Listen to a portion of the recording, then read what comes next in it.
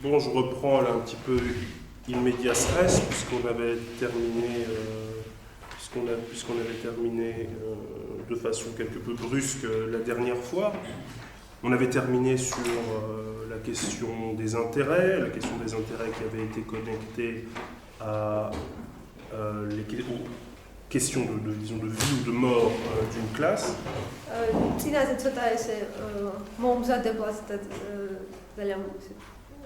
მომზადებლად დავასრულეთ, შეგახსენებთ, რომ საუბრობდით კოლექტიურ ინტერესზე და იმაზე, რომ კოლექტიური ინტერესი არის ის, რაც დაკავშირებულია სიკვდილსიცოცხლის საკითხთან.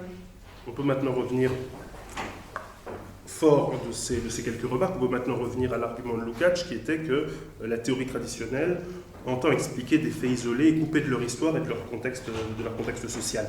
ახლა დავუბრუნდეთ უფრო კონკრეტულად ამ საკითხს და დავიწყოთ იმის თქმით, რომ ლუკაჩის არგუმენტი იმაში მდგომარეობს, რომ ტრადიციული თეორიები ფაქტებს განიხილავდნენ იზოლირებული სახით მათი ისტორიული და საზოგადოებრივი კონტექსტიდან მოწყვეტით. Or, cette coupure, elle est évidemment récusée par le marxisme qui entend concevoir une unité du sujet et de l'objet de la connaissance. არა და მარქსიზმი სწორედ რომ უარყოფს ამ ტიპის სეპარაციას და ასე ვთქვათ აფირმაციას აკეთებს სუბიექტისა და ობიექტის ერთიანობაზე. Comme j'ai déjà dit, c'est ce qu'on appelle la praxis. და როგორც უკვე ვთქვი და ვახსენე, სწორედ ამას ეწოდება პრაქსისი. Or, cette non-séparation-là, ce sont les intérêts du prolétariat qui vont permettre de le penser. და სწორედ პროლეტარიატის ინტერესები იძლევა საშუალებას, რომ ეს სუბიექტისა და ობიექტის განუყოფლობა მოვიაზროთ. Pourquoi? Parce que le prolétariat, c'est la classe dont la connaissance coïncide avec celle de la société tout entière. C'est donc la classe dont la subjectivité correspond à l'objectivité sociale. და რატომ არის ეს ასე? ეს არის იმიტომ, რომ ეს ასეა იმიტომ, რომ პროლეტარიატის ცოდნა ემთხვევა სრულად მთელი საზოგადოების ცოდნას. ანუ ის სუბიექტი, რომელიც წარმოდგენილია პროლეტარიატის სახით, ემთხვევა იმ ობიექტს, რომელიც არის საზოგადოება. Parce que l'ensemble du système de production capitaliste est une excroissance parasitaire de leur travail.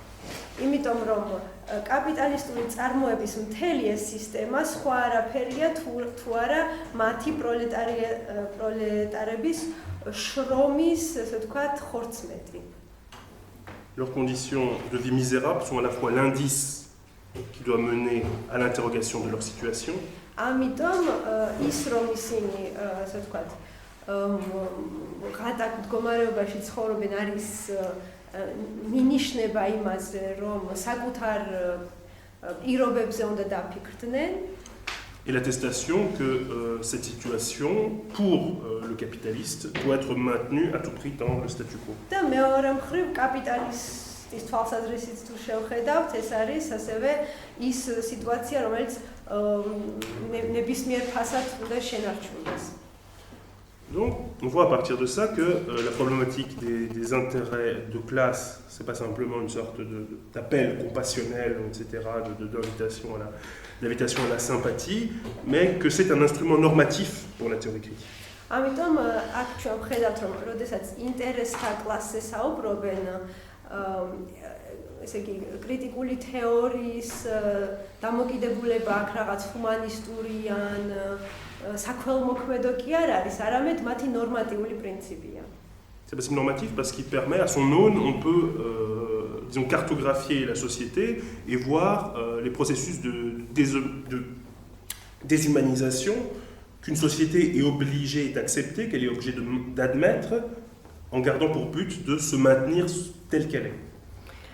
და რატო არის ის ესე იგი ნორმატიული პრინციპი, იმიტომ რომ საშუალებას იძლევა ეს ესე იგი პროლეტარიატის ინტერესები, ხო, საშუალებას იძლევა რომ მთელი საზოგადოება დაიხატოს და მოხდეს იდენტიფიცირება იმ დეჰუმანიზაციისა, რომელსაც ეს საზოგადოება საკუთარ თავში რაღაცნაირად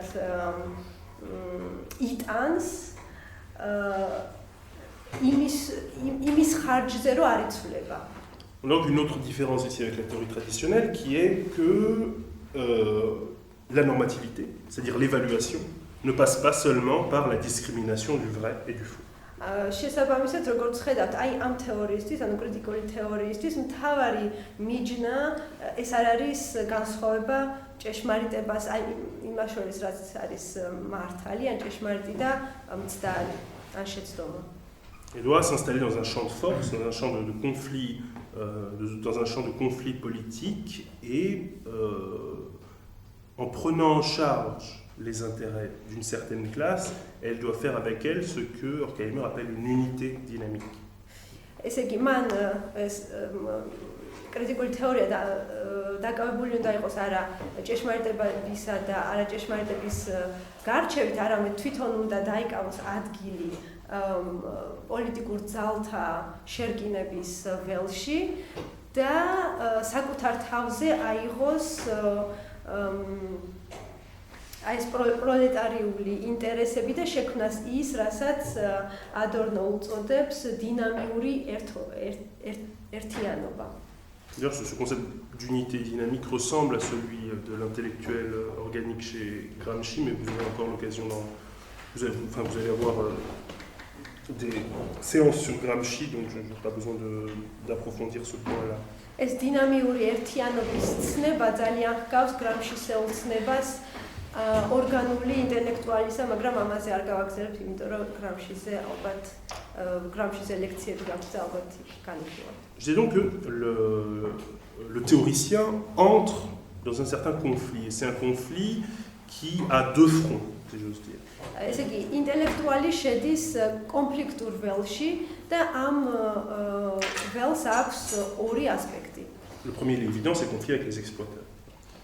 Le deuxième, c'est le conflit avec les tendances qui, à son sens, trahissent le projet émancipateur à l'intérieur même du projet émancipateur. ცხადია, რომ ერთი ასპექტი ეს არის კონფლიქტი ექსპლუატატორებთან და მეორე ეს არის კონფლიქტი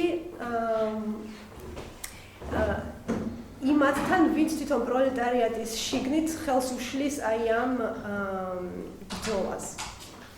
Donc, à la fois elle identifie l'oppression systématique d'une classe, mais en même temps elle doit chercher et identifier les contradictions externes et aussi internes qui scandent, disons, les intérêts de cette classe. შესაბამისად ამ თეორეტიკოს უწევს გაარჩიოს არა მხოლოდ ვთქვათ გარემტერი, არამედ შიდამტერი, რომელიც ასევე უშლის ხელს აი ამ პროლეტარიატის ინტერესების გატარებას. Et ce faisant, il y a la nécessité, d'après Horkheimer, et donc en reprenant cette idée, en tout cas souterrainement de Lukács, qu'il y a une classe qui est, disons, l'essence de la société, ou en tout cas qui est au point où il peut en être dit la vérité, puisque tout le reste repose sur lui, il faut remettre en cause les fondements même de l'ordre social. C'est ça l'idée de la théorie critique, remettre en cause le fondement de la société. და რადგან ჩვენ გვაქვს მოცემული ისეთი მდგომარეობა, როდესაც ვთქვათ საზოგადოების ჭეშმარიტება მოცემულია მხოლოდ მის ნაწილში, კერძოდ პროლეტარიატში, შესაბამისად ეს არის, ასე ვთქვათ, საფუძველი, თეორიული საფუძველი ადორნოსთვის და ჰორქჰაიმერისთვის იმისთვის, რომ მთლიანად საზოგადოებრივი წყობა დააყენონ კითხვის ნიშნის ქვეშ. Bon, je vais passer une partie. On va arriver à la dernière partie de ce premier moment, et ça va permettre d'amorcer une transition vers la dialectique de la raison dont je vais parler après. და ეხლა მოდით ანუ ჩემი გუშინდელი ლექციის ბოლო ნაწილზე გადავიდეთ, სადაც სურდა მეჩვენებინა გადასვლა აი ამ ესე იგი ლუკაჩის განხილვიდან უკვე ადორნოსა და ჰორქჰაიმერის წიგნზე, რომელსაც ქვია განმანათლებლობის დიალექტიკა. Pour ce faire, je vais reprendre certains éléments de théorie traditionnelle et théorie critique de Horkheimer qui, par la suite, ont été abandonnés. Certaines thèses qui n'ont pas été retenues dans la suite et qui vont être prises dans une certaine autocritique. და ამისათვის მე განვიხილავ ახლა ერთ სტატიას, რომლის სათაურიც არის ტრადიციული თეორია და კრიტიკული თეორია, იმიტომ რომ ეს ამ სტატიაში მოცემული განაზრებები და თეზისები შემდეგ უარყვეს ავტორებმა და მას დაეფუძნა, ასე ვთქვათ, მათი თვითკრიტიკა. Il y a deux points qu'on a souvent reproché à Horkheimer et Adorno, c'est d'une part leur pessimisme et d'autre part un certain irrationalisme qui tendrait à l'absurdité. Horkheimers და Adornos ორ რამეს საყვედურობენ, როგორც წესი, ეს არის მათი პესიმიზმი და მათი irrationalisme, რომელიც რაღაც აბსურდისკენაა მიმართული. Or, ces deux caractéristiques ne se retrouvent pas du tout dans le texte dont j'ai parlé aujourd'hui et hier. და ეს თვისებები Horkheimersა და Adornosი ამ მოაზროვნებისა არ არის მოცემული აი ამ სტატიაში. Mais pour ma part, je pense que c'est ce texte-là précisément qui n'a pas ces caractéristiques qui pose le plus de problèmes comparé à la dialectique de la raison. მაგრამ მე ვფიქრობ, რომ სწორედ ეს ტექსტი, სადაც ეს პრობლემური, მიჩნეული, ყველაზე უფრო დიდი პრობლემური მომენტები არ არის მოცემული, კიდევ უფრო პრობლემურია ამ მოაზროვნეთა შემოქმედებაში. Et c'est à peu près la même chose pour Lukács. Il peut être passible des mêmes critiques que celles qui sont faites à Horkheimer.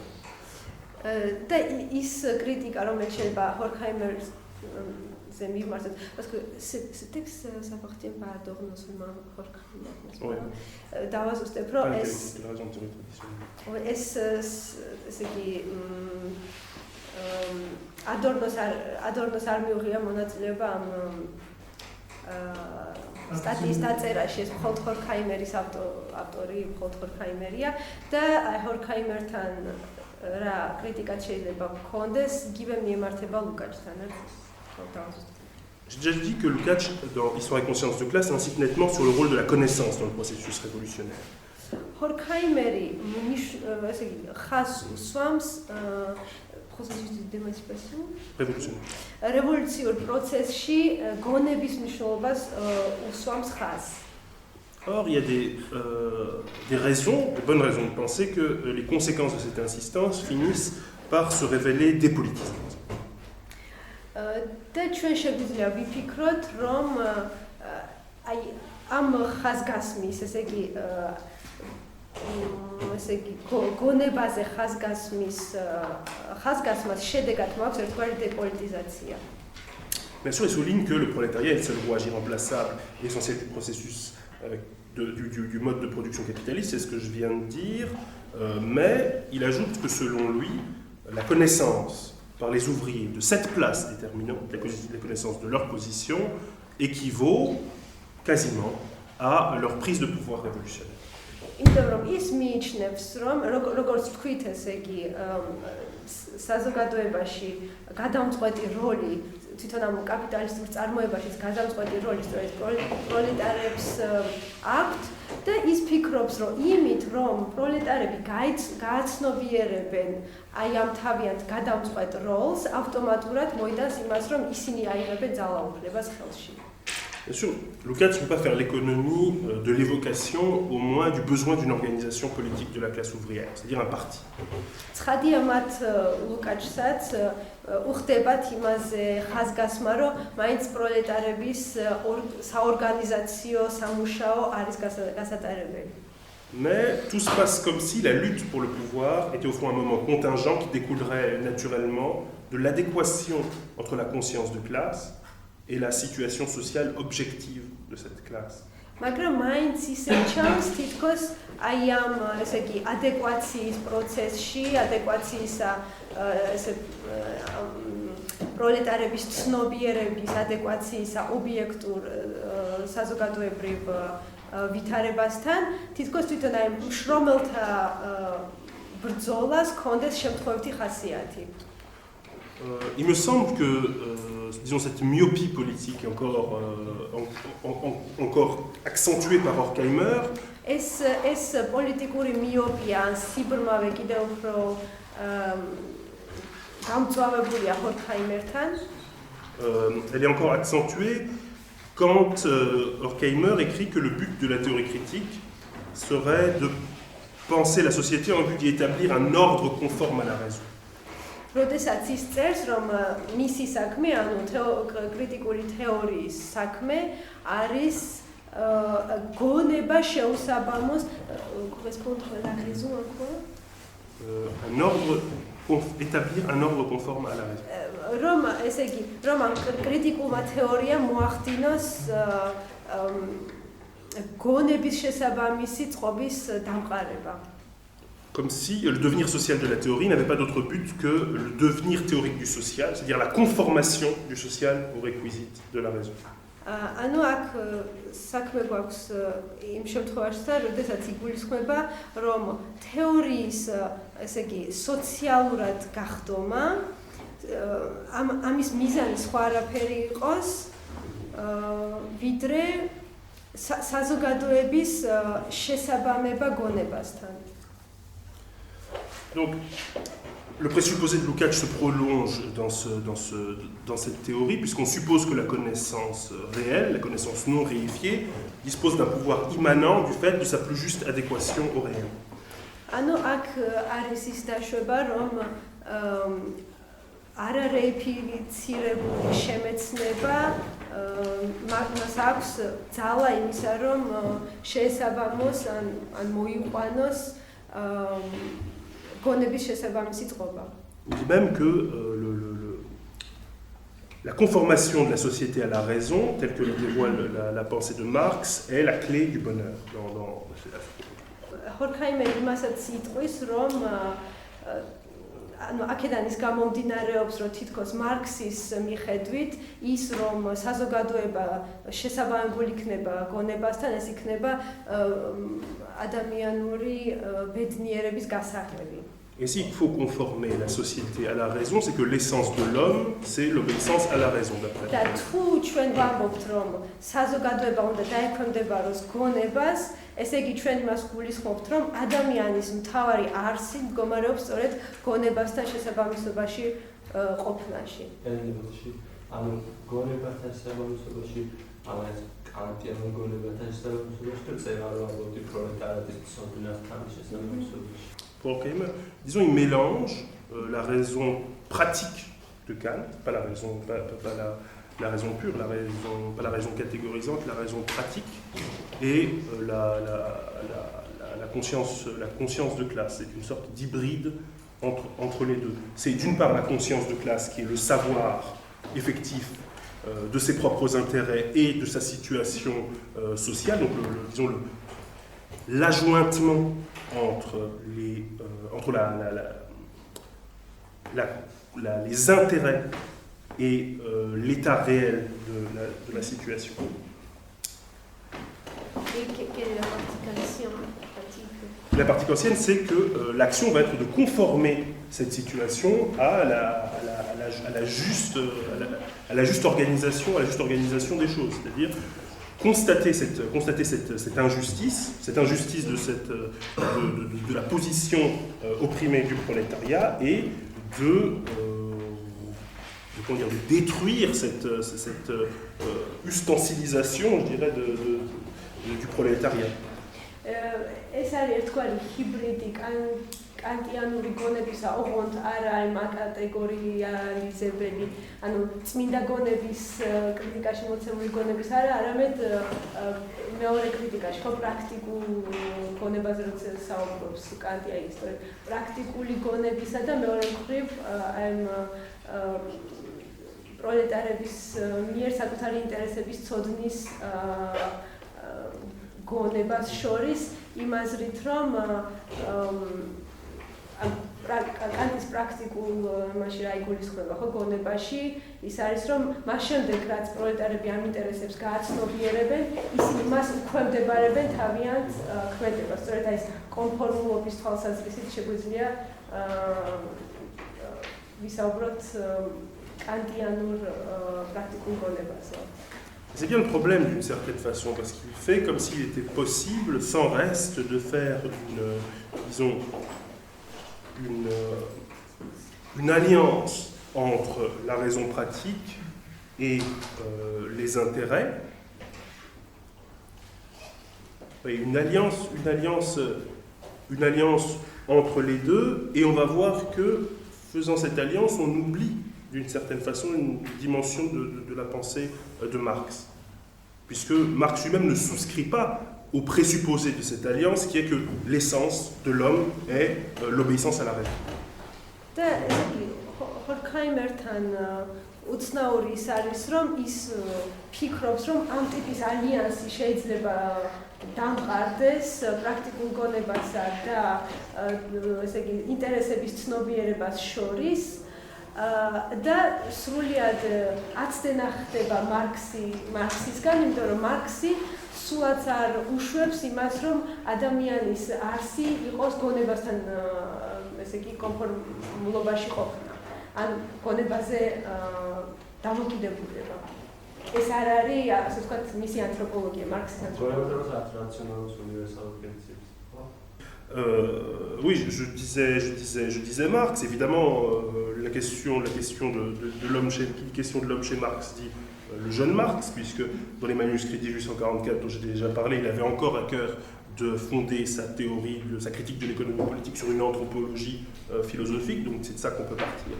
იმიტომ რომ ადამიანზე როცა ვლაპარაკობთ მარქსთან, ცხადია იგულისხმება ახალგაზრდა მარქსი, იმიტომ რომ ჯერ კიდევ 44 წლის მანუსკრიპტებშიც კი ჯერ კიდევ ის თავის ეკონომიურ თეორიას მაინც ამყარებს გარკვეულ ანთროპოლოგიაზე. Puisque bon, il parlait d'universel, c'est ça. Oui. Parce que dans ce texte-là, Marx décrit l'humain certes comme un être universel, mais pas à cause de la raison. იმიტომ რომ ამ ტექსტში მარქსი ამბობს, რომ ადამიანი არის უნივერსალური, ოღონდ მისთვის ეს უნივერსალობა არ უკავშირდება გონებას. Il est universel parce que, bon, d'une part, il participe au continuum vital. მარქსისთვის ადამიანი არის უნივერსალური იმ აზრით, რომ ის მონაწილეობს continuum vitalur utzqvetobashi. Et en même temps qu'il participe à ce continuum vital, il peut s'en détacher dans sa capacité productive. და რადგან და ერთი მხრივ მონაწილეობს ამ ესე იგი ცოცხალ უწყვეტობაში, მაგრამ თან მას აქვს უნარი რომ მოწყდეს ამ ცოცხალ უწყვეტობას. Je lirais cette idée comme un écho au concept de vie qui est développé dans la phénoménologie de l'esprit de Hegel. და მე ამ ესე ვთქვათ თეზის თუ შეიძლება ითქვას, ვკითხულობ როგორც ერთგვარ ექოს იმისა, რაც ჰეგელმა განავითარა სულის ფენომენოლოგიაში. D'après Hegel, la vie c'est une tension, un aller-retour permanent entre le vivant singulier et le flux qui définit la vie elle-même, la vie dans son ensemble. Ce qui caractérise l'ensemble des vies. ჰეგელისთვის სიცოცხლე არის ის, რაც არის თქვარი დაძაბულობა ერთი მხრივ ცალკეულ ცოცხალ ორგანიზმსა და მეორე მხრივ სიცოცხლის მთლიანობას შორის. D'une part, il n'y a pas de vie sans individu vivant. ერთი მხრივ არ არსებობს სიცოცხლე ცოცხალი ინდივიდის გარეშე. Mais d'autre part, chaque individu est vivant, il participe au tout de la vie. მეორე მხრივ კი ყოველი ინდივიდი იმის ხარჯზეა ცოცხალი, რომ ის მონაწილეობს ცოცხალ პროცესში. Pour Marx, donc, l'humain fait partie de ce continuum naturel, mais il peut s'en excepter, sans le rompre, en prenant sa propre vie pour objet. და მარქსთან, ესე იგი, ადამიანს, რომელიც არის ჩართული ამ ცოცხალ საერთო სიცოცხლის პროცესში, ან კონტინუუმში, შეუძლია თავი, ანუ შეუძლია მას რომ მოწყდეს ამ დინარებას, ოღონდ ისე რომ არ დაარღვიოს ის, არამედ უბრალოდ გაიხადოს საკუთარ ობიექტად. Donc je dirais, en paraphrasant ici, en reprenant une formule de Heidegger que je modifie, il est celui pour qui il y va dans sa vie, de sa propre vie. ეს არის ჰაიდეგერიანული ეს არის ხო ფორმულა, რომ მუნყოფნა, ანუ დაზაინი, ხო მუნყოფნა არის ისეთი ყოფნა, რომლისთვისაც საკუთარ ყოფნაში მთავარი საკითხი არის საკუთარი ყოფნა. Tu peux redire? Il y va, je vais dire plus précisément même, il y va dans sa propre vie, enfin il y va dans sa propre activité vitale, Oui. de sa propre activité vitale. და აი იგივე ტიპის ფორმულირებით რომ ვთქვათ, მარქსთან ადამიანი არის ცოცხალი არსება, რომლის სიცოცხლეშიც მთავარი ამოცანა არის საკუთარივე სიცოცხლე.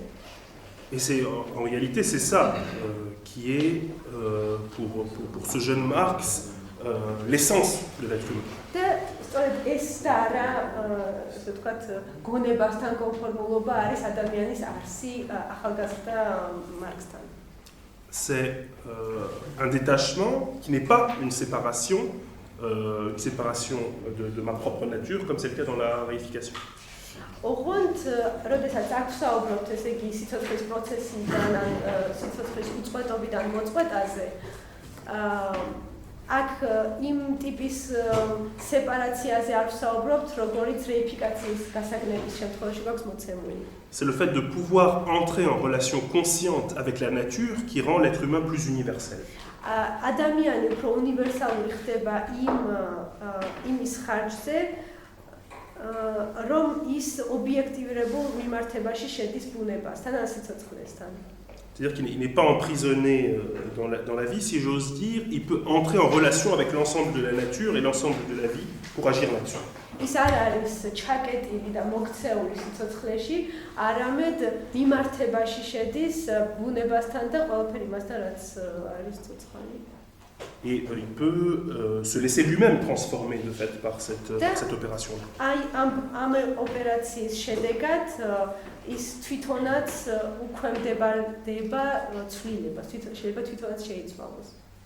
Je vais résumer cette affaire dans des termes plus dialectiques, avec, disons... ეხლა შევეცდები იგივე იდეა ცოტა უფრო დიალექტიკური ცნებებით შევაჯამო.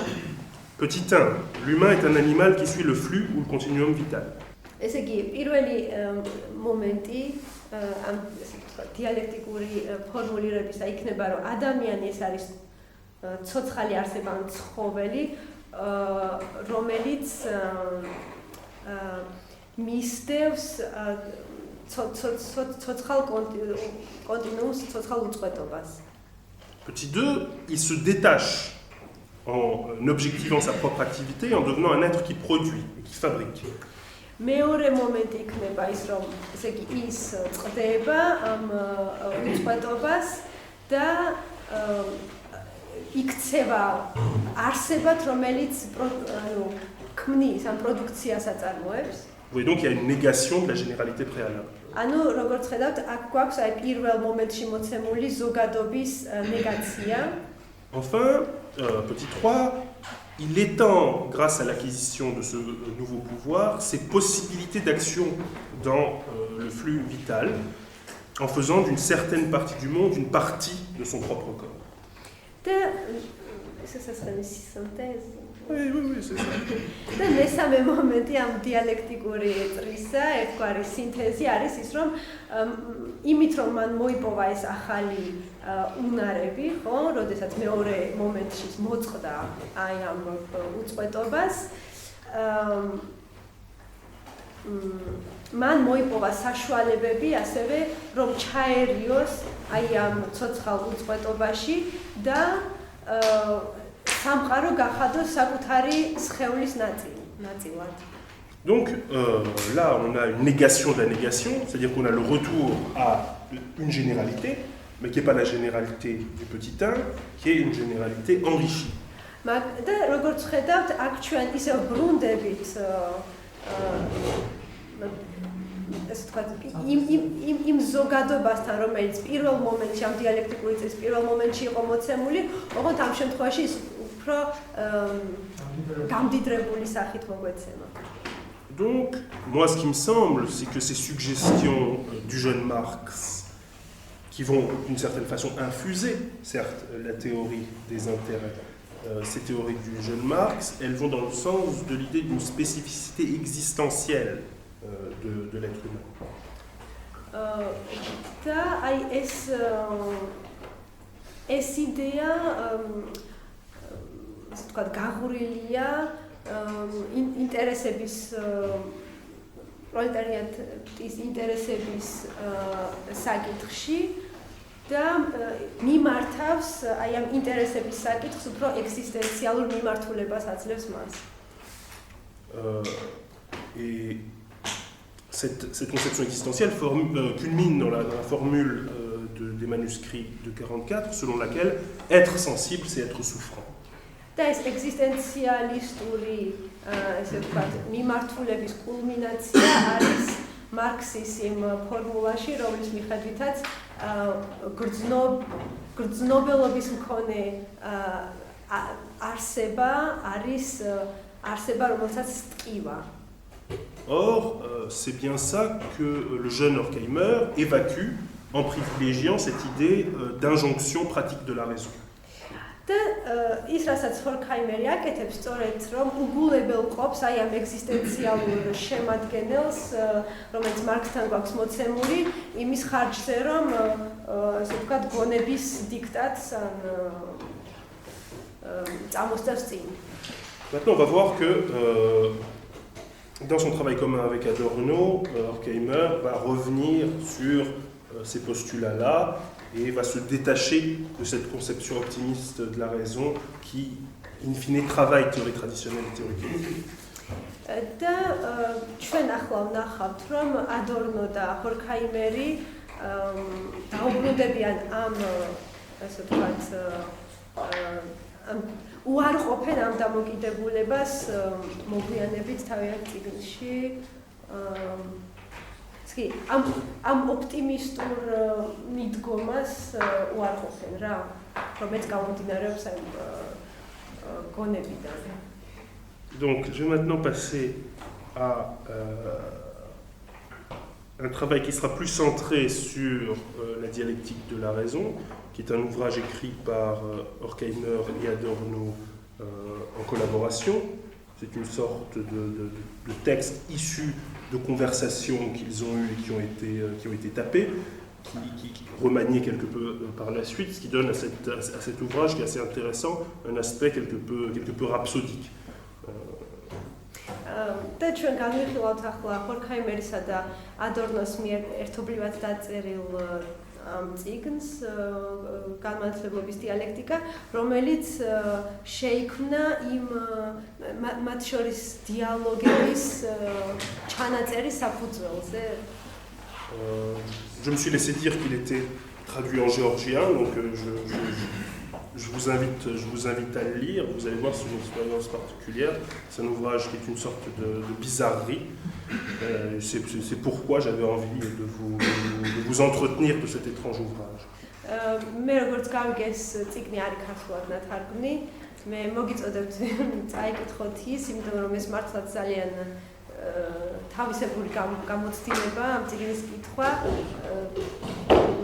ძალიან უცნაური წიგნია და სწორედ ამიტომაც მოვინდომე რომ ყურადღება გამემახვილებინა მასზე. Plus précisément, il marque une transformation globale du projet de la théorie critique entre la fin des années 30, qui est la théorie traditionnelle et théorie critique, dont ce texte-là est le travail le plus emblématique, et la toute fin des années 30, début des années 40, donc quand l'Europe s'enfonce dans la guerre et qu'une transformation va s'opérer dans la théorie critique. ეს წიგნი არის, ასე ვთქვათ, შექმნილი საკუთარ თავში ატარებს იმ ტრანსფორმაციას, რომელიც კრიტიკულმა თეორიამ განიცადა 30-იან წლებიდან 40-იან წლებამდე, ანუ იმ პერიოდიდან, რომელიც ჩვენ უკვე განვიხილეთ, როდესაც შევეხეთ აი ამ სტატიას, ტრადიციული და კრიტიკული თეორია და მეორე მხრივ აი 40-იანი წლები, როდესაც ისტორიულად თუ შევხედავთ, ევროპა ომში ეშვება. Juste un point pour entrer dans l'exposition de ces différences que la suite aura pour tâche de compléter, d'approfondir. ახლა რამდენიმე შენიშვნას გავაკეთებ უბრალოდ იმ განსხვავებებზე და შემდეგ უფრო კონკრეტულად მივყვებით. Dans théorie traditionnelle et théorie critique, Horkheimer avançait qu'il appartenait à la théorie critique justement de proposer une image de l'avenir. ესე იგი, ჰორქჰაიმერი აი ამ სტატიაში ტრადიციული თეორია და კრიტიკული თეორია გვთავაზობდა ერთგვარ თეორიას მომავლის ხატისა, ამ მომავლის შესახებ წარმოდგენისა. C'est-à-dire qu'il fait partie des attributions de la théorie critique de fictionner un but à la fois atteignable et désirable pour l'humanité. ანუ ესე იგი, კრიტიკული თეორიის მიზანს ხელდავდა ესეთ ფიქციის შექმნაში, რომელიც რომლის მიღწევაც სასურველიც იქნებოდა და რეალისტური. Or, il y a un déplacement de cette idée qu'on voit à l'œuvre, par exemple, dans le recueil d'aphorismes d'Adorno qui s'intitule Minima Moralia. მაგრამ ჩვენ ვხედავთ, რომ აი ეს დამოკიდებულება იცვლება უკვე იმ აფორიზმების, მე მგონი ლიდერში გქონდათ ეს აფორიზმების კრებული სათაურით Minima Moralia, qui est écrite au milieu des années 40. რომელიც 40-იანი წლების შუაში დაიწერა. Vers le début de l'ouvrage, Adorno esquisse une sorte d'éthique de l'écriture. ამ ტექსტის დასაწყისში ადორნო ერთგვარ მონახას იძლევა წერის ეთიკისა. En dénonçant la corruption intellectuelle générale de la société, il déplore le fait que s'adresser au public réellement existant devienne aussi avilissant qu'inutile pour l'écrivain. ესე იგი, ადორნო აქ ამ ხელს ინტელექტუალურ იმას ხრწნას, რომელიც გავრცელებულია საზოგადოებაში და ჩივის, რომ ინტელექტუალისტვისაც, როდესაც ის მიმართავს აი ასეთ გახდილ საზოგადოებას, თავად ეს მიმართვა, ანუ წერა ამ შემთხვევაში არის მისთვისაც madégradirébeli rame. Dès lors, ce qui reste à l'auteur, je le cite, c'est à écrire à partir de la représentation de ce qui serait une société vraie et de ceux qui en feraient partie.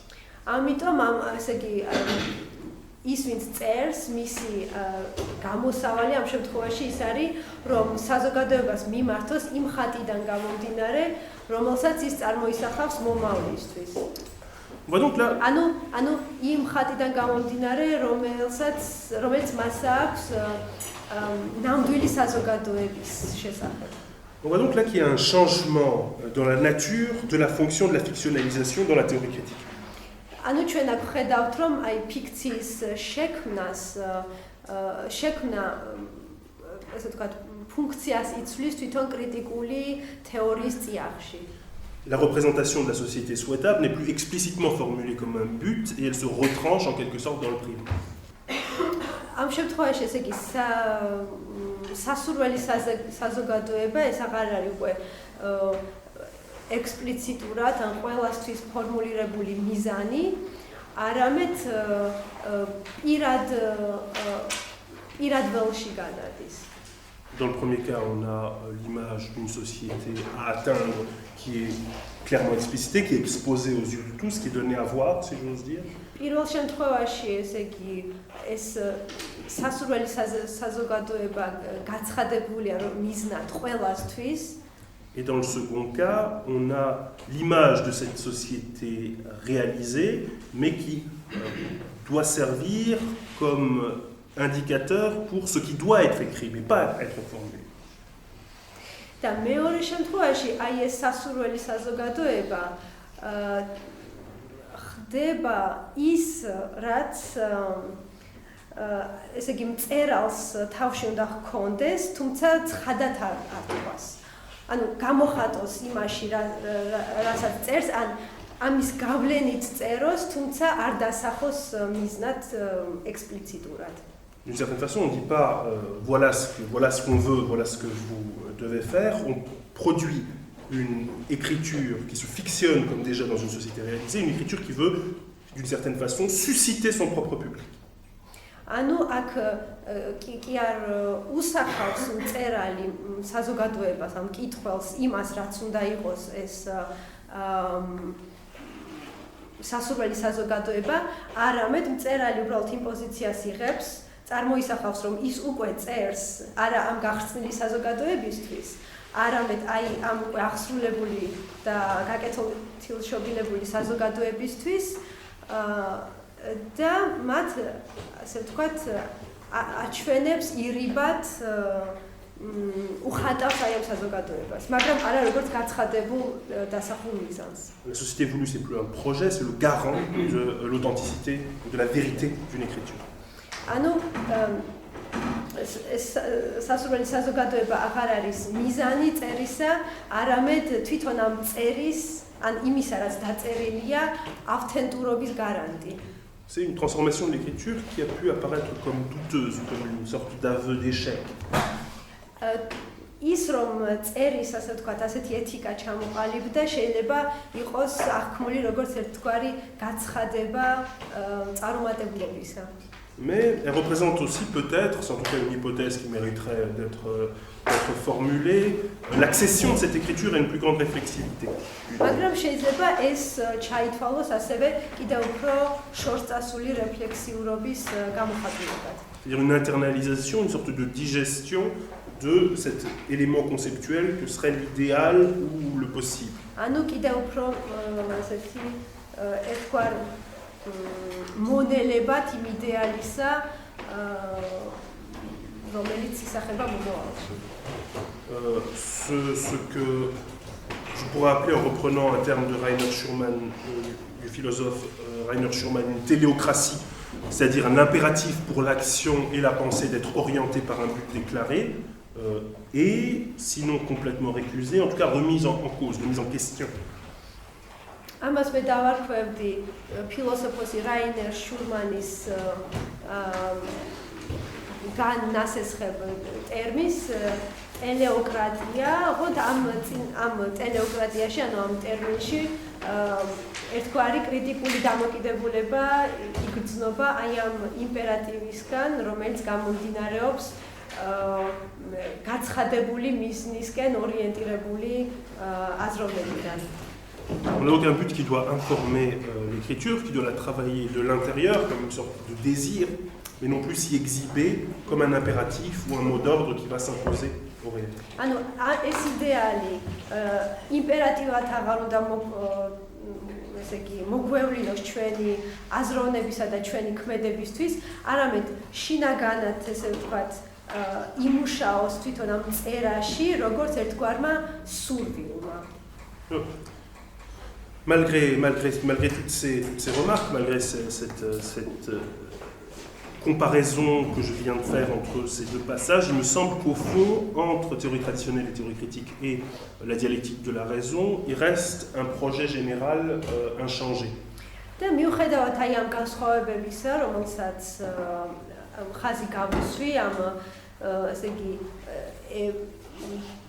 ტრადიციული თეორიისა და კრიტიკული თეორიის აი ამ სტატიასა და მათი შემდგომი წიგნის გამანათლებლობის დიალექტიკა მათ შორის, მაინც მე ვფიქრობ, რომ დარჩენილია რაღაცა საერთო პროექტის ნიშნები. Par la suite, dans ce dernier texte, Horkheimer et Adorno vont affiner une distinction qui était déjà en germe dans l'opposition du processus de rationalisation comme réification et la critique comme réalisation de la raison. ისინი კიდევ უფრო მეტ ხაზგასმას აკეთებენ, ანუ კიდევ უფრო გააძლიერებენ ხაზგასმას იმ განსხვავებისა, რომელიც არსებობს რეიფიცირებულ თეორიასა და კრიტიკულ თეორიას შორის. Et ce faisant, ils vont essayer de montrer le caractère ambivalent qui se trouve le caractère ambivalent qui se trouve toujours au cœur du concept même de la raison. და ისინი ხას გაუსმევენ იმ წინააღმდეგობრიობას, რომელიც არსებობს გონების ცნებაში. y compris, disons, la bonne raison qui voudrait réaliser le bonheur en faisant coïncider les intérêts avec l'ordre social. La bonne raison, la raison valorisée positivement, disons, la raison apparemment non prédatrice, la raison chouette, la raison sympa, la raison cool. მათ შორის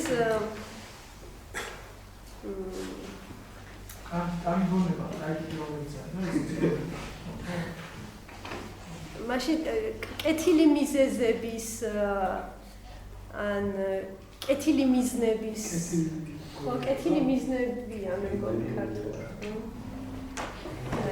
მოკეთ ამაშიც კი ჩადებულია წინააღმდეგობა ანუ კეთილი გონება ამ შემთხვევაში ის გონება რომელიც არ არის რეიფიცირებული არამედ კრიტიკული თეორიის გონება Et Horkheimer et Adorno, dans la dialectique de la raison, vont dire que ce n'est pas si simple.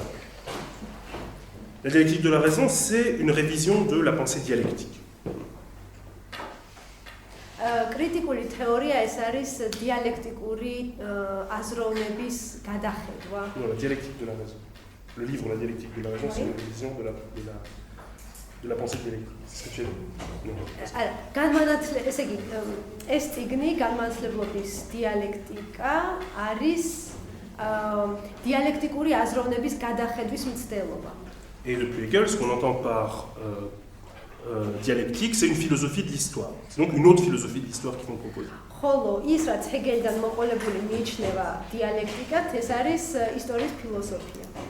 Et je pense qu'une dialectique de ce genre, on pourrait même la qualifier de mise en intrigue.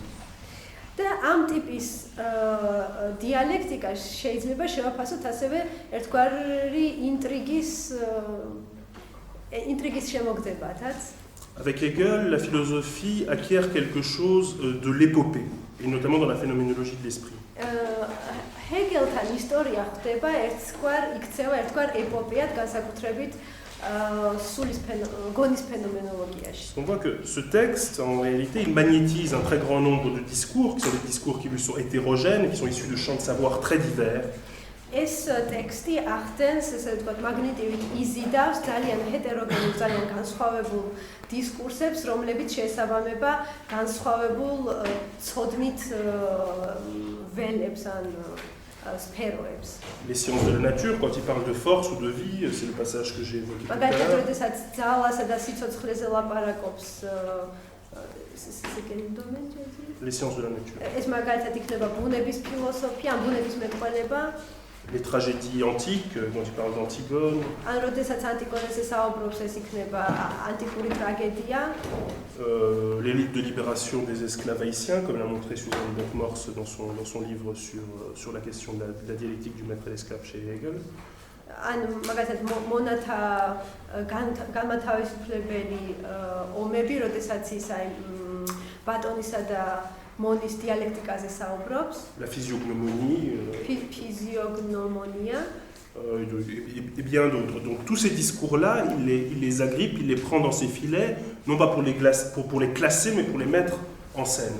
და ყველა ამ სხვადასხვა ცოდნას, ან სხვადასხვა დისკურსს ის იღებს, ოღონდ არა იმისთვის, რომ მათი კლასიფიკაცია მოახდინოს, არამედ ერთად ამუშაოს ისინი. Il y injecte une dramaturgie et il en fait des sortes de soit des personnages, soit des décors pour cette épopée que sera la traversée de l'individu désirant en direction de la réalisation de ce désir dans l'absolu. და ის მას ერთგვარი ინტრიგაში აქვს ამაში ის წარმოადგენს ან აქცევს მათ პერსონაჟებად, რომლებიც არიან გამსჭვალული ან სურვილით, რომ თავისუფლების აბსოლუტური რეალიზაცია მოხდეს ან მიაღწიონ ამას. Alors à mes yeux, pour comprendre une philosophie dialectique de ce genre-là, il faut toujours comprendre l'histoire qu'elle nous raconte.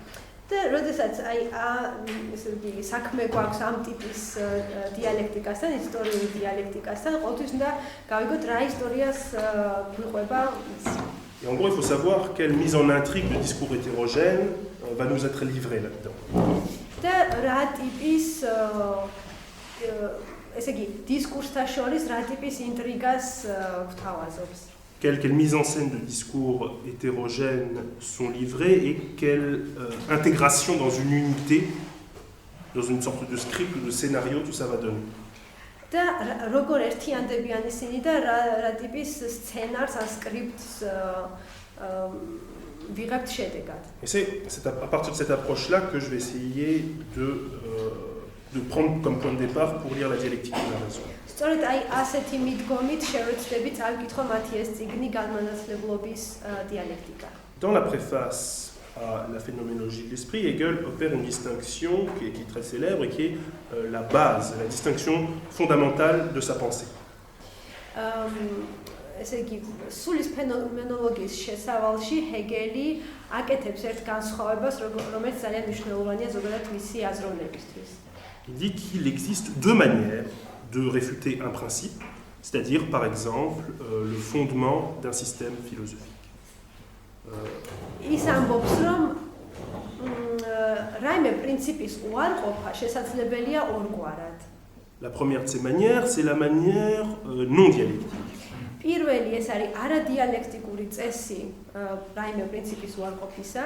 La manière non dialectique consiste à dire que le principe est faux et que le fait d'être frappé de fausseté annule complètement ce principe. ანუ ეს არადიალექტიკური უარყოფა მდგომარეობს რაში, რომ ჩვენ ვამბობთ, რომ ეს პრინციპი არის მცდარი და იმით რომ ვამბობთ, რომ ეს პრინციპი არის მცდარი, ვაუქმებთ მას სრულიად. À partir du moment où il est réfuté de façon non dialectique, le principe est mis de côté. On décrète qu'il est à jeter, qu'il ne présente aucun intérêt et qu'il faut trouver quelque chose d'autre. ანუ ჩვენ მას უბრალოდ უკუვაგდებთ და ვეძებთ რამე სხვას, რაც ჩაანაცვლებდა მას. Évidemment, la seconde manière, on s'en doute, c'est la manière que promeut Hegel, c'est la manière dialectique. მაგრამ არსებობს ესე იგი რაიმე პრინციპის უარყოფის მეორე დიალექტიკური შესაძლებლობა. Et la manière dialectique, elle considère que la réfutation, c'est-à-dire la négativité, est comme suscitée par le principe défaillant lui-même. აქ იგულისხმება ის, რომ ნეგატიურობა გამოწვეულია გარკვეული ნაკლით იმ პრინციპისა, რომლის უარყოფაც გვინდა. La pensée dialectique, elle considère que le défaut, c'est ce qui rendait possible une correction et donc une amélioration. მაგრამ რადგან საქმე გვაქვს ნაკლთან შესაბამისად, აქ რჩება შესაძლებლობა იმისა, რომ გამოსწორდეს ეს ნაკლი და ამელიორე როგორ გაუმჯობესების შესაძლებლობა რჩება. On ne nie que ce qui est niable, il y a donc une part positive dans le défaut, dans l'erreur, dans le dysfonctionnement, et cette part positive, c'est d'inviter à la rectification par la négation. ანუ ამ შემთხვევაში, ანუ დიალექტიკური ტიპის უარყოფის შემთხვევაში, ამ პრინციპში არსებული ნაკლი ან შეცდომა, ხო ასე ამ ტიპის ნაკლი არის პოზიტიურ ხასიათს ატარებს, იმიტომ რომ მოგვიწოდებს ჩვენ მისი გამოსწორებისკენ და გაუმჯობესებისკენ. C'est bien pourquoi Alexandre Kojève parlait à ce propos-là d'un vide avide, c'est-à-dire que le défaut est comme un appel d'air qui attire la négation à lui. და ამაზრით არის რომ ალექსანდრე კოჟევი საუბრობს ნაკლზე როგორც მსუნակ სიცარიელეზე, იმიტომ რომ ის ასე ვთქვათ მოუწოდებს აი ამ რექტიფიკაციას ან გამოსწორებას. Donc, pour la pensée dialectique, l'imperfection a un grand mérite, c'est-à-dire qu'elle ouvre vers la perfectibilité, elle suscite le mouvement historique, elle suscite un progrès qui rend le principe défaillant supérieur. Le principe défaillant est supérieur parce qu'il a des possibilités, il a des virtualités, et est donc supérieur à tout ce qui serait une perfection immobile, une perfection sans perspective d'avenir et de perfection. შესაბამისად, ის რაც არის აი ესეთი ნაკლის შემცველი არის უპირატესი იმისა, რაც შეიძლება წარმოვიდგინოთ როგორც გახევებული, გაყინული, უკვე ჩამოყალიბებული სრულყოფილება. და რატომ? იმიტომ რომ ამ შემთხვევაში არანაირი პროცესის წარმოება არ არის შესაძლებელი, თუ სრულყოფილება გვაქვს მოცემული და ნაკლოვანება იძლევა პირიქით ესე ვთქვათ კარს აღებს გაუმჯობესებისკენ, მოძრაობისკენ, პროგრესისკენ. Et cette action de nier, qui est suscitée par ce qui vise son amélioration, c'est ce que Hegel appelle la négation déterminée. და აი სწორედ ესეთი უარყოფა, რომლის მიზანიც არის გაუმჯობესება, ამას ჰეგელი უწოდებს განსაზღვრულ ნეგაციას. მის ტერმინოლოგიაში ეს აღინიშნება განსაზღვრული ნეგაციის ტერმინით. Donc, je résume cette idée, cette conception bien connue en deux mots, avant de m'acheminer vers l'opération qui sera effectuée par Horkheimer et Adorno. სანამ ამ საკითხთან დაკავშირებით ჰორქჰაიმერისა და ადორნოს მიერ განხორციელებულ სპეციფიკურ ოპერაციაზე გადავალ და მის აღწერაზე უბრალოდ კიდევ ერთხელ ერთი ფორმულირებით შევეცდები, რომ შევაჯამო ის, რაც ახლა ვთქვით, ეს განსხვავება. Donc on a deux façons de concevoir la réfutation, qui sont deux façons de concevoir la raison. D'une part, la raison vulgaire, scientiste, qui est une réduction fautive du fonctionnement de la réalité. მას შესაძლოა ერთი ანუ ჩვენ გვაქვს ესე იგი გავაკეთეთ განსხვავება უარყოფის ორ ტიპზე და ამავე დროს გონების ორი ტიპი განვასხვავეთ. პირველი ეს იქნება ვულგარული, სციენტური, მეცნიერული გონება, რომელიც ესე ვთქვათ ჭეშმარიტებისა და ცდარობის ოპოზიციით ოპერირებს. Et d'autre part, la pensée qui procède, enfin la négation déterminée, qui est en réalité plus qu'un choix qu'on peut faire entre deux possibilités, et la description en pensée du progrès historique réel. ხო მეორე მხრივ გვაქვს განსაზღვრული დეტერმინაცია, რომელიც არ გულისხმობს იმას, რომ ორი ოფცია გვაქვს, ანუ ან ჭეშმარიტება, ან სიმცდარე, არამედ ესე იგი პრეტენზია აქვს იმაზე, რომ აღწერს რეალურ ისტორიულ პროცესს. Donc, en un mot, la pensée dialectique, c'est l'histoire et la pleine conscience de son propre faire histoire. ანუ დიალექტიკური გონება არის ის გონება, რომელსაც აქვს სრული ისტორიული ცნობიერება. C'est maintenant que ça se gâte. Qu'est-ce que Adorno et Horkheimer découvrent à la fin des années 1930 et au début des années 1940?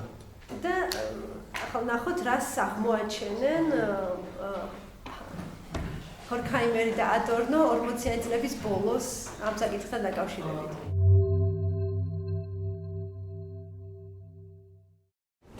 Alors, avant la pause, j'étais parti sur une récapitulation globale et rapide de ce que Hegel entend par dialectique, l'opposition entre deux principes, parce que c'est que la réfutation d'un point de vue non dialectique et la réfutation d'un point de vue dialectique. ესე იგი, შესვენებამდე მე ჩვენ გამიხილეთ უარყოფის ორი შესაძლებლობა.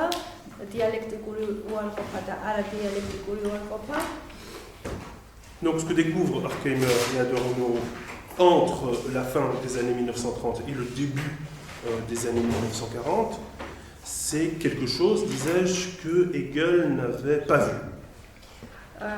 და ის, რასაც ჰორქჰაიმერი და ადორნო აღმოაჩენენ 30-იანი წლების დასაწყისიდან 40-იანი წლების დასაწყისამდე ამ პერიოდში, არის რაღაცა, რაც მე ვიტყოდი, რომ რაც ჰეგელმა ვერ დაინახა. Il découvre que, contrairement à ce que laisse entendre la phénoménologie de l'esprit, la pensée non dialectique fait dialectique quand même. ეს არის ის ფაქტი, რომ განსხვავებით იმისა, რასაც ჰეგელი ამბობს გონის ფენომენოლოგიაში, არადიალექტიკური გონებაც აწარმოებს დიალექტიკას. Et donc que cette pensée non dialectique, elle fait histoire. და შესაბამისად ეს ნიშნავს, რომ ეს არადიალექტიკური გონება ქმნის ისტორიას.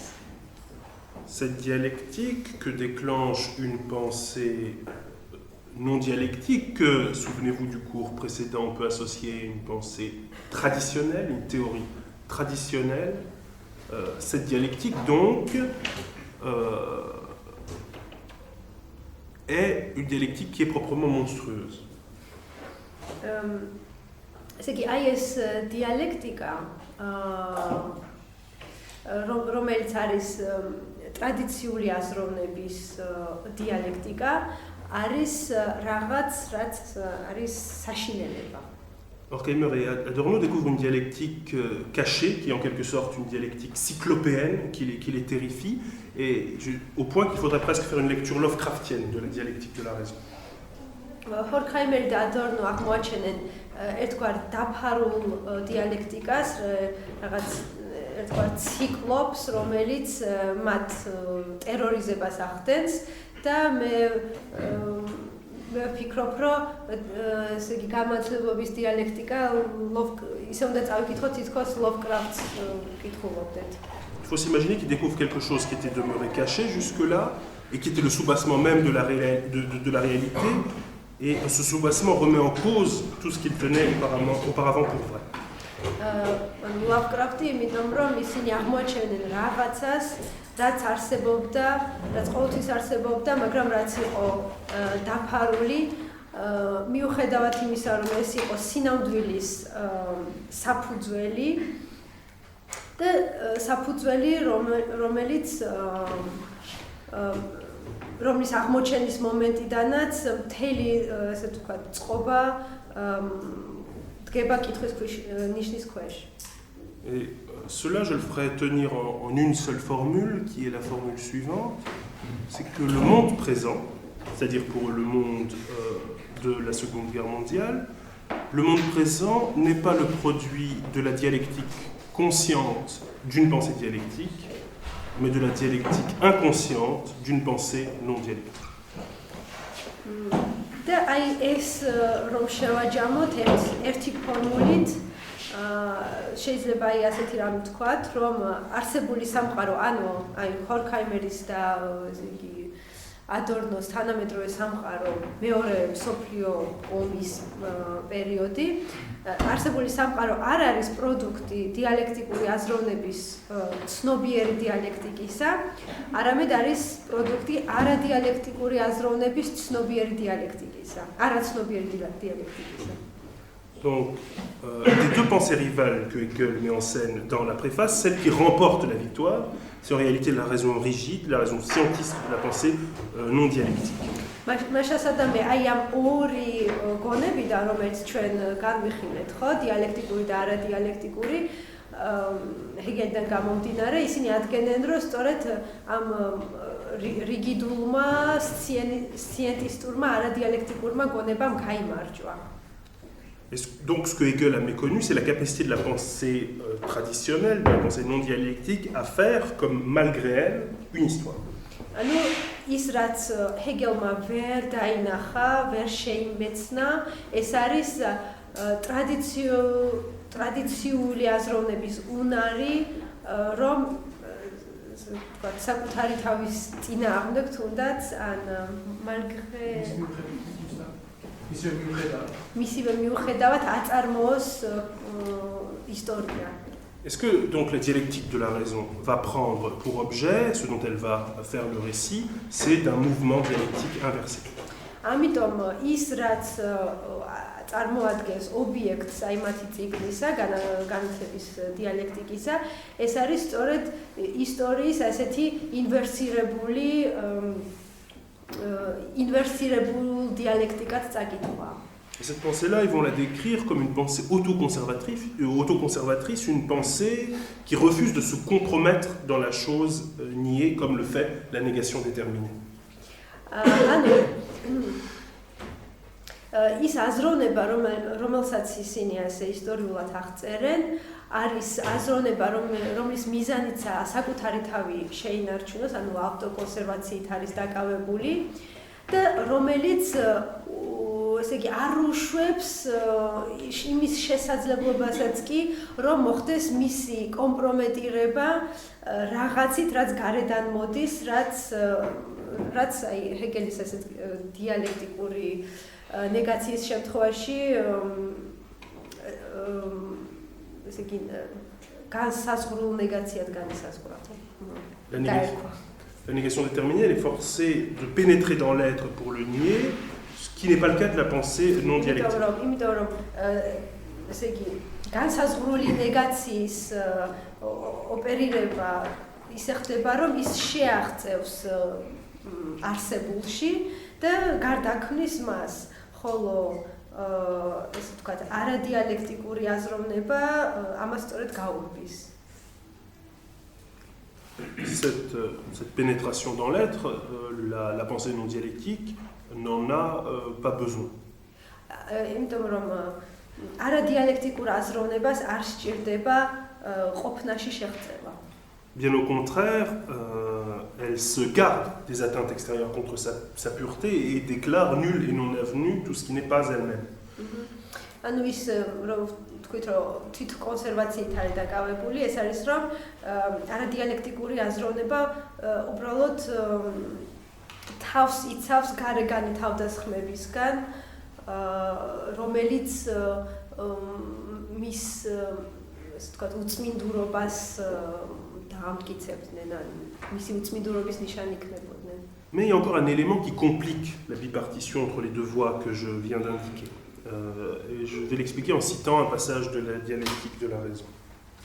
მაგრამ არის კიდევ ერთი ელემენტი, რაც კიდევ უფრო აღრმავებს აი ამ ბიპარტიციის უფრო რთულს ხდის ამ განსხვავებას. Avec la notion de négation déterminée, Hegel a révélé un élément qui distingue la raison de la décadence positiviste. ესე იგი, ჰორქჰაიმერსა და ადორნოს ციტატა, ერთად ახალ თარგმნი, ესე იგი, დეტერმინირებული ნეგაციის ცნებით ჰეგელმა გამოავლინა ელემენტი, რომლის საშუალებითაც ერთმანეთისგან განვასხვავებთ გონებას და პოზიტივისტურ დეკადანსს. Mais en élevant finalement au rang d'absolu le résultat conscient du processus entier de la négation, la totalité systématique et historique, il transgressa l'interdiction et tomba lui-même dans le piège de la mythologie. მაგრამ მაშინ, როდესაც მან აბსოლუტურ რანგში აიყვანა აი ამ ნეგაციის პროცესის ცნობიერი შედეგი, ანუ ისტორიის სისტემატური თლიანობა, აი ამ მომენტში მან თვითონვე გადააბიჯა საკუთარვე შეზღუდვებს და ჩავარდა მითოლოგიის მახეში. Je reviendrai plus tard sur l'importance de cette notion de mythologie, mais avant ça, il faut souligner que cette citation prouve que la différence, la ligne de démarcation ne passe pas pour Horkheimer et Adorno entre la pensée de Hegel et la philosophie pré-hegelienne.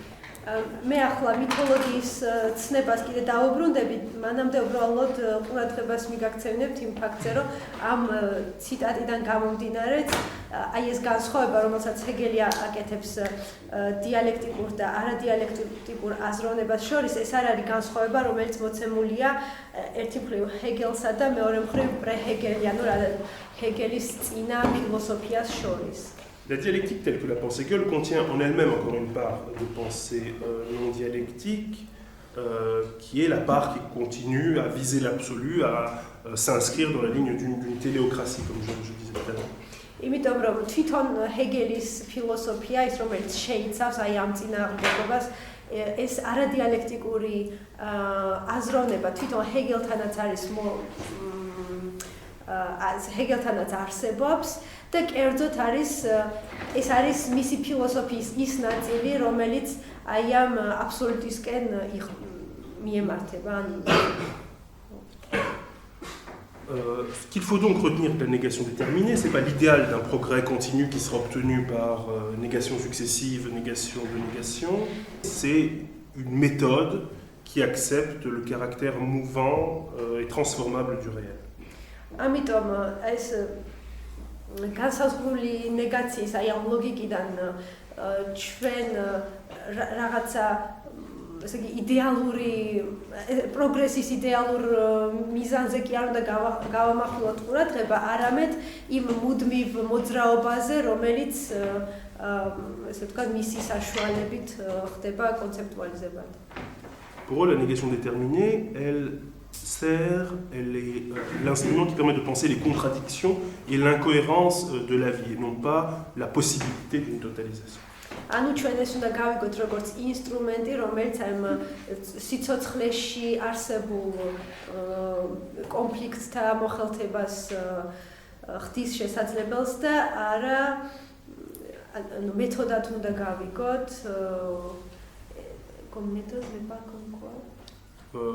Pas comme une visée de la totalisation. და არა როგორც რაღაცა ტოტალიზაციისკენ არის მიმართული.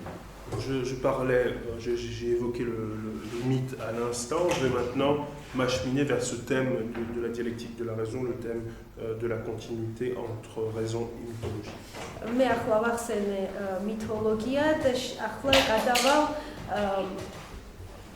უკვე ამ მოგეთ ციგნის განხილვაზე, ჰორქაიმერის და ადორნის ციგნის და კერძოდ იმ საკითხზე თუ რა კავშირი არსებობს მითოლოგიასა და გონებას შორის, ან რა უწყვეტობა არსებობს მათ შორის.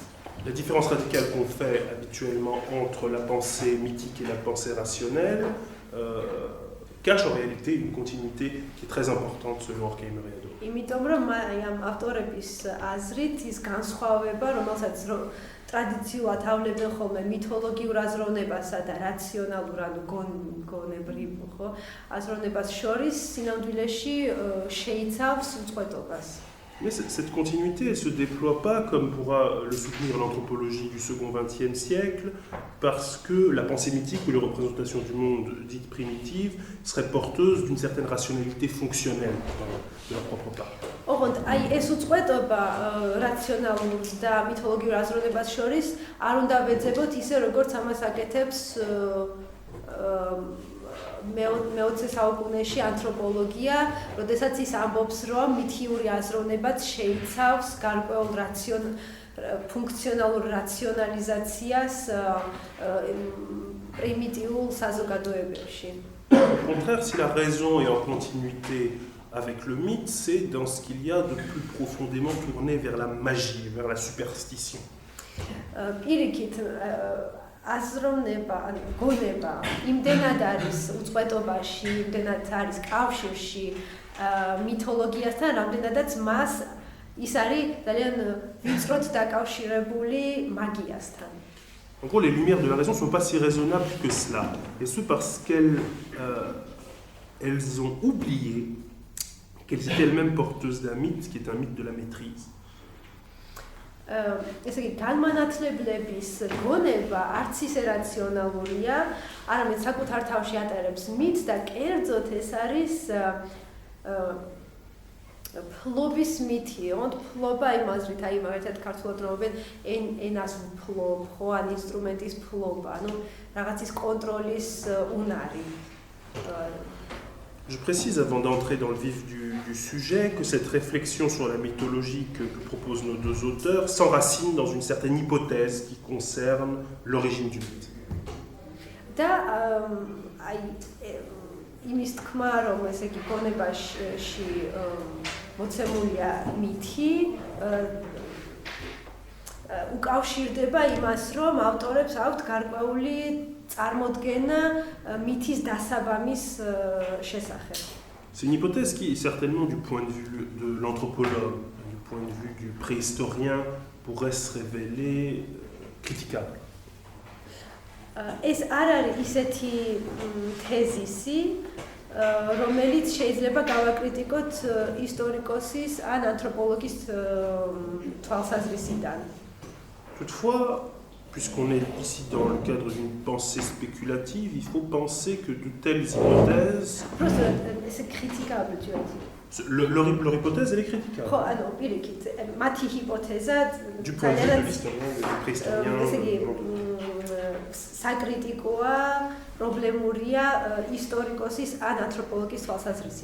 Critiquable de ce point de vue-là, mais qui peuvent avoir leur vérité dans leur ordre propre, qui est l'ordre d'une pensée spéculative. მაგრამ მიუხედავად იმისა, რომ ამ თვალსაზრისიდან ეს კრიტიკულია, მაგრამ მას თავისი ადგილი აქვს ასე ვთქვათ, სპეკულატიურ აზროვნებაში ან სპეკულატიურ სფეროში. C'est-à-dire qu'on insiste moins sur des attestations factuelles que sur une plausibilité telle qu'elle s'articule à notre vision du monde actuel, qui est issue de notre époque, et d'autre part,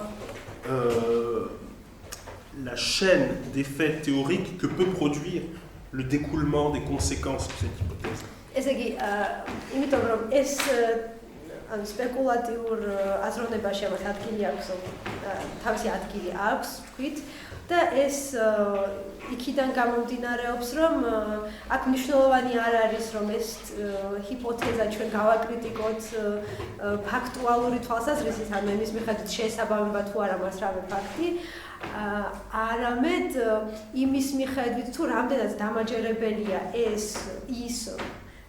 იმ სოფლხედველობაში, იმ სოფლხედველობისთვის, რომელიც ჩვენ თანამედროვე სამყაროში გვაქვს, ან რამდენად les effets, tu as dit. Oui, les effets du fait de tirer la chaîne de l'hypothèse, d'en voir les conséquences.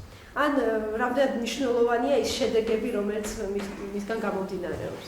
Donc, j'en viens à l'hypothèse en question. Quelle est cette hypothèse? მას რა ჰიპოთეზაზეა საუბარი, ეს არის ესე იგი მითის დაბადების შესახებ ჰიპოთეზა.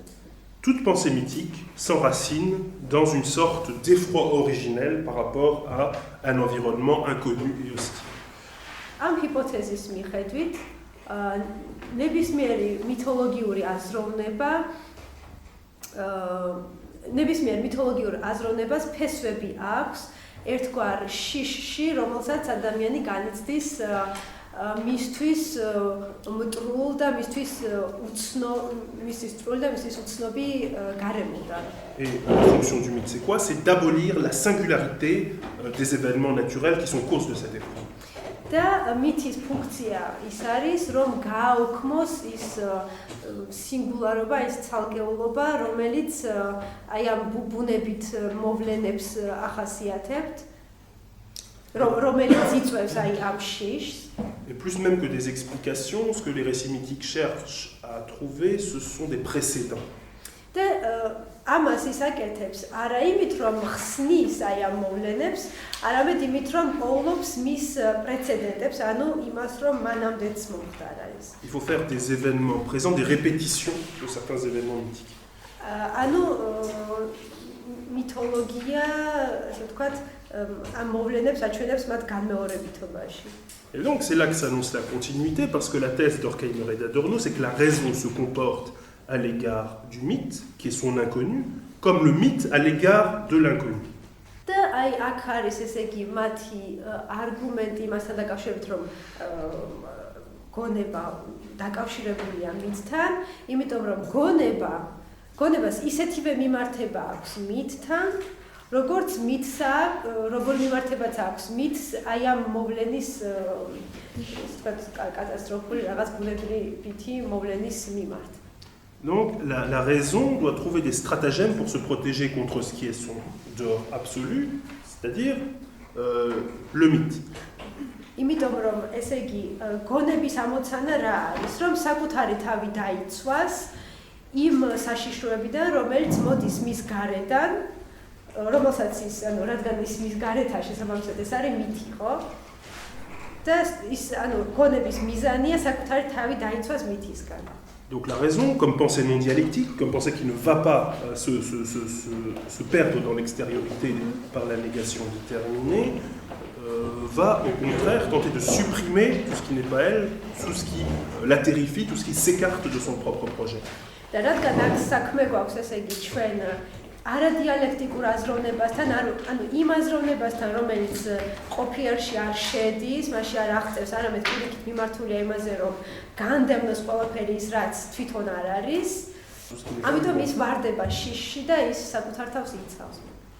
Et aux yeux d'Horkheimer et Adorno, le discours, si on peut appeler ça un discours, qui est paradigmatique de ce totalitarisme d'une raison qui entend tout subsumer pour sa propre protection, c'est la mathématique.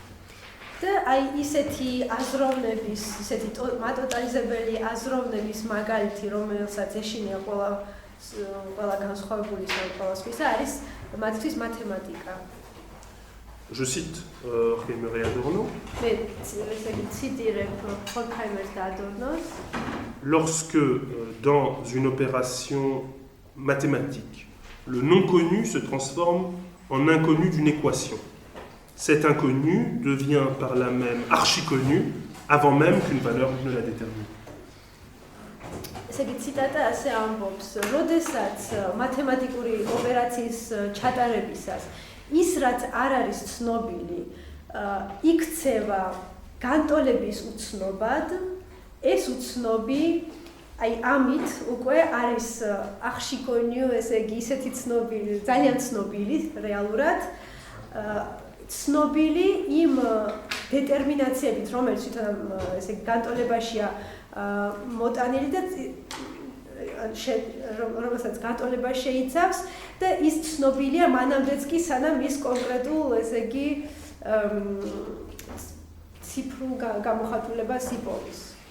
Donc, de même que le mythe fait du mystère la résurgence du déjà connu, la raison prédétermine toute nouveauté ou toute possibilité d'un inconnu et les réduit à elle-même.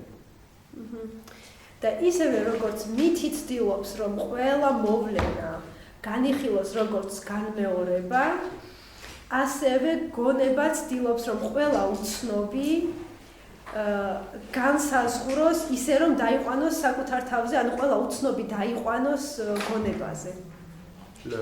La mathématique, c'est dans ce sens-là une technologie extrêmement puissante pour se protéger de la terreur. ამ აზრით მათემატიკა ყველაზე უფრო ძლიერი ასე ვთქვათ, ინსტრუმენტია აი გონებაზე დაყვანისა იმისა, რაც არის უცნობი.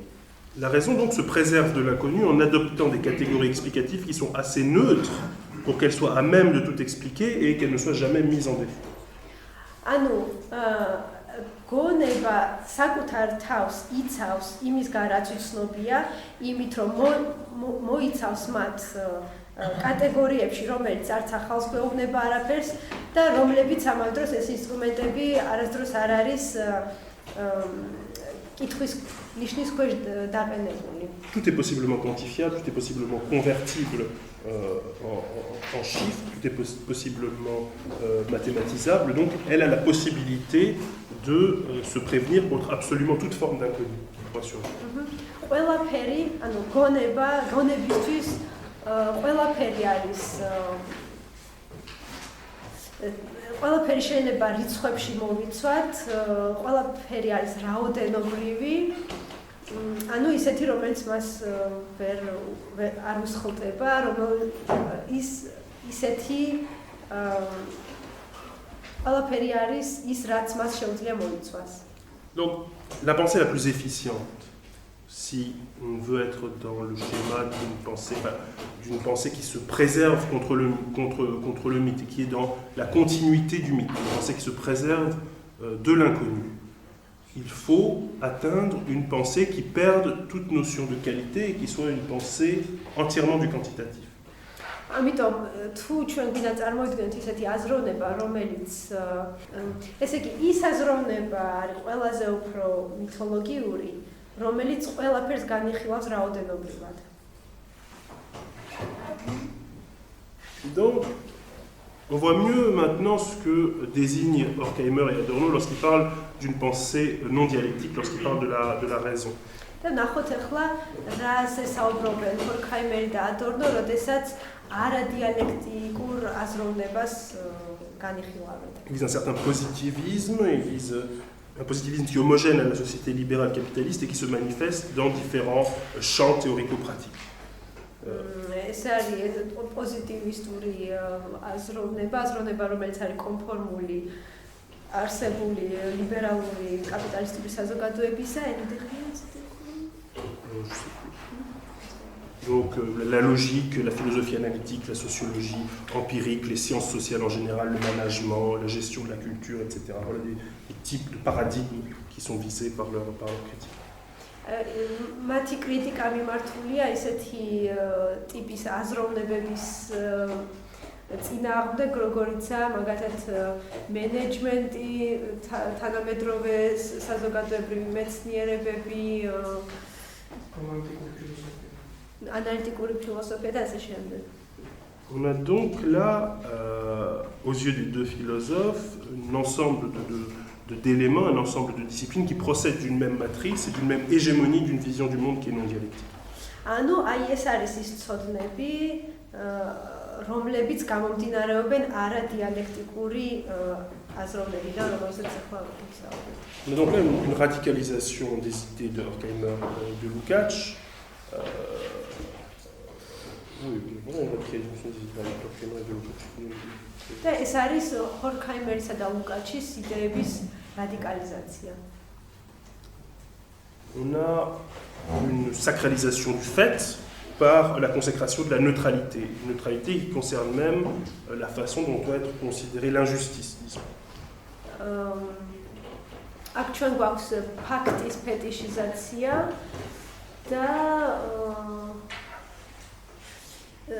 სამართლიანობაც კი განისაზღვრება ასეთ კატეგორიებში. C'est une pensée qui, comme l'explique Adorno dans ses Minima Moralia, relève d'un pur subjectivisme. ეს აზროვნება, ასე ვთქვათ, ადორნოსა და ჰორქაიმერისთვის არის subjectivistური. Comme il le fait souvent dans cet ouvrage-là, il part d'un détail de la vie quotidienne ou d'une actualité politique, culturelle ou encore d'une lecture et il va déployer une brève réflexion philosophique. აქ ესე იგი ლაპარაკია ამათ წიგნზე ადორნოს წიგნზე მინიმა მორალია და აქ ისევე როგორც ხშირად მაშინ როდესაც ის განიხილავს რაღაცა ყოველდღიურობის შემადგენელ რაღაც ფაქტებს ან პოლიტიკურ ახალ ამბებს ან რაღაც კულტურულ მოვლენებს ის ურევს შიგ ფილოსოფიურ რეფლექსიებს. Et le passage dont je vais vous parler, il est, disons, plus ordinaire encore que jamais, puisqu'il va discuter l'accusation qu'on fait souvent dans un débat avec ses amis, l'accusation d'être trop subjectif. Passage, რომელსაც ახლა მოგიყვანთ, არის კიდევ უფრო ორდინალური, სწორედ აი ამ აზრით და მით უფრო ორდინალური, რომ ის შეეხება ბრალდებას, რომელსაც ის მიმართავს თავისი მეგობრების მიმართ და აბრალებს მათ, ესე იგი, subjektivistურ მსჯელობებს. Adorno, il n'aime pas se faire accuser d'être quelqu'un de subjectif. Et il pense que c'est une accusation qui est complètement fautive et on va voir pourquoi. Adornos აბრალებენ, რომ subjektivistურია და მას ეს არ მოსწონს. Il dit quand on oui, celui qui lance cette accusation, je fais une périphrase d'une citation qui est assez intéressante, mais j'essaye de la suivre parce qu'il y a certaines articulations logiques qui sont assez intéressantes. Il dit quand on fait valoir l'argument « vous êtes subjectif », on est content de soi l'espace d'un instant. როდესაც ვინმე გაბრალებს, რომ აი შენ ხარ სუბიექტივისტი, ის რაღაც მომენტში ძალიან კმაყოფილია ამით.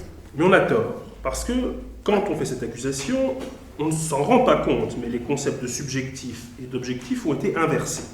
მაგრამ ეს კმაყოფილება სინამდვილეში არ ცდარია, იმიტომ რომ თვითონ აი ამ ასე ვთქვათ, დაბრალების მომენტში თვითონ სუბიექტურობასა და ობიექტურობას შორის მიმართების ინვერსია ხდება. Celui qui vous accuse d'être subjectif pense que l'objectivité c'est la manière dont les choses apparaissent.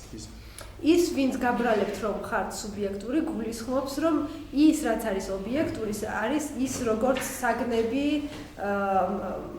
ვლინდებიან. Ce sont des faits qui sont classifiés, qui sont homologués et qui sont donnés, distribués ainsi dans les journaux, dans les sciences sociales, etc. ანუ ობიექტური არის ის რაც არის ფაქტები და რაც ვრცელდება, რაც ჩვენ ვიცით იმის მიხედვით, რაც იწერება ჟურნალებში, კვლევით სტატიებში და ასე შემდეგ. Et pour eux, ces gens qui se fourvoient, qui se méprennent, pour eux, quelque chose de subjectif, c'est quelque chose qui fait une expérience spécifique d'une chose. ხოლო ის რაც სუბიექტურია აი ამ დამბრალებლებისთვის არის გამოცდილება, სუბიექტური გამოცდილება აი ამ ობიექტურად მოცემული ფაქტებისა. C'est-à-dire une relation à un objet qui n'est pas médiatisée par l'avis de la majorité, c'est ce qui suscite ces accusations de subjectivisme. ანუ მათი აზრით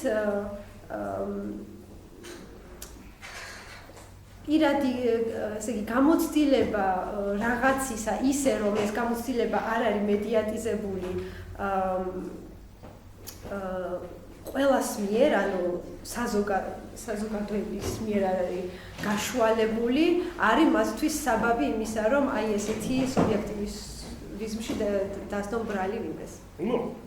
Cette réflexion d'Adorno, elle est intéressante pour plusieurs choses. Déjà parce qu'on voit que les catégories de la philosophie allemande sont devenues extrêmement ordinaires. ეს ადორნოს ეს პასაჟი საინტერესოა იმ თვალსაზრისითაც, რომ ჩვენ ვხედავთ, რომ ძალიან ორდინალური სახე მიიღო გერმანული იდეალიზმის ზოგმა კატეგორიამ.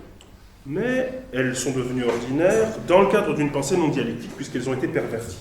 მაგრამ ესე იგი მათ აი ეს ორდინალური ხასიათი მიიღეს არადიალექტიკურ აზროვნებაში, იმიტომ რომ ეს მოხდა მათი გადაგვარება. Être objectif, dans ce sens, qui est le sens que critique Adorno, c'est s'en tenir à une logique classificatoire. აი ესე იგი ადორნო რა ობიექტივიზმსაც აქ აკრიტიკებს, აი ამ ობიექტივიზმის მიხედვით იყო ობიექტური ნიშნავს იყო კლასიფიცირებადი. On peut partir d'un exemple pour expliquer ça. Par exemple de ce qu'on appelle l'objectivité journalistique.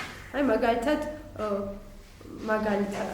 მაგალითები რომ გამიხილოთ, რა არის ჟურნალისტური ობიექტურობა. L'objectivité journalistique, ça consiste à suivre ce qu'on appelle la règle des 5 W. Who, what, where, when, why, qui, quoi, où, quand, pourquoi.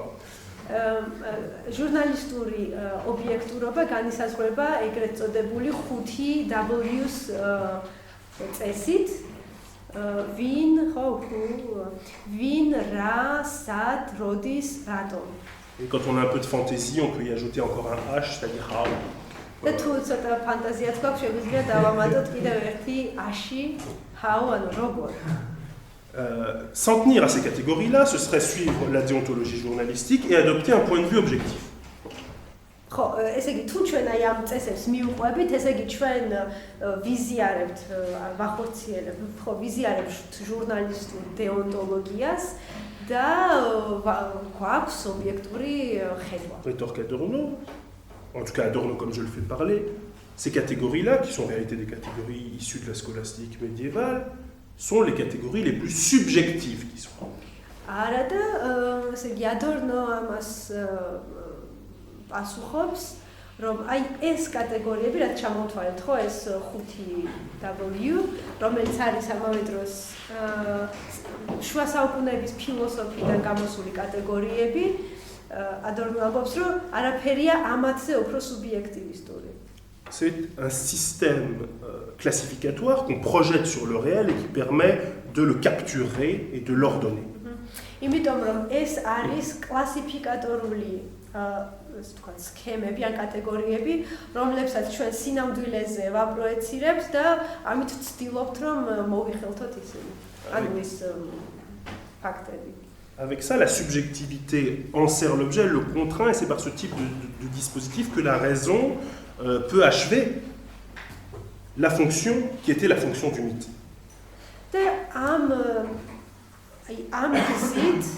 ამ გზით, ესე იგი, გონება აღასრულებს იმას, რაც მითოლოგიური აზროვნების მიზანი იყო, ან არის. En réduisant tout ce qui apparaît à des questions de ce genre, il devient impossible de se trouver confronté à une singularité. იმიტომ რომ თუ ჩვენ ყველაფერს აღწერთ აი ამ კატეგორიებით, მაშინ შეუძლებელია განხორციელდეს შეხვედრა ცალკეულობასთან ან სინგულარობასთან ვერ გადავიკვეთებით. Par contre, va dire Adorno, ce sont des interprétations que l'éthique journalistique va associer à des divagations individuelles qui relèvent d'un véritable rapport à l'objet. და ადორნოსათვის სწორედ ისეთი ტიპის დისკურსები, რომელიც არის საწინააღმდეგო და არ ეთანხმება არანაირად ჟურნალისტური ეთიკის აი ამ წესებს, სწორედ ასეთი ტიპის დისკურსია ობიექტური ადორნოსთვის. Et ce rapport à l'objet qui va constituer l'objectivité bien comprise que vante Adorno, elle se manifestera notamment dans l'expérience esthétique. და ესე იგი ობიექტთან ისეთი დამოკიდებულება, რომელიც ადორნოს მიერ ფასდება როგორც სწორედ ობიექტური მიმართება, ამისი გამოხატულება, მაგალითად ესეთი მიმართების გამოხატულება ესთეტური მიმართება. Il y a pour Adorno, si je puis emprunter un terme d'Alain Badiou, un certain soustractivisme esthétique. ბადიუს ცნება რომ გამოვიყენოთ ესთეტიკურ მიმართებაში საგანთან მოცემული გვაქვს ის რასაც ხო აი ბადიუ უწოდებს ესთეტიკურ სუსტრაქტივიზმს qu'est-ce que ça veut dire soustractivisme Je vais le dire maintenant. გამარტავ ამას. Faire l'expérience d'une œuvre d'art, la tenir pour belle, c'est en même temps consacrer la nullité de tout ce qui n'est pas elle. La nullité, il ne reste plus rien. Plus rien n'a de valeur à part une seule chose. C'est ça le soustractivisme. On soustrait tout, sauf une seule chose. როდესაც ესე იგი ხელოვნების ნიმუშთან გვაქვს ესეთი ესთეტიკური მიმართება, მაშინ ჩვენ მას ვაძლევთ on peut dire que c'est confère une valeur absolue. C'est pas qu'il confère une valeur absolue. D'accord. ჩვენ ამ მომენტში ესე იგი გამოვაკლებთ, ანუ სუსტრაქცია ხო გამოკლებაა.